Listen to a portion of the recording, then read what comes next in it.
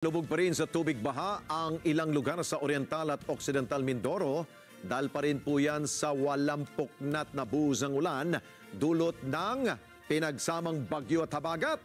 Isa sa naapektuhan po, matinding naapektuhan ng baha ay Mamburao Airport sa Occidental Mindoro kung saan hindi na ito makilala. Dahil nagmistulang dagat na, naku po, ang paligid na sinamahan pa ng malalakas na hangin. Ito ba yun?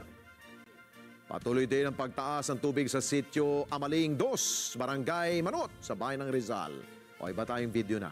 Lubog din sa baha ang buong lugar sa sitio Laguindian, Kasoy, sa bayan pa rin ng Mamburao. Ito ba yun? Sa Oriental Mindoro naman, dako tayo.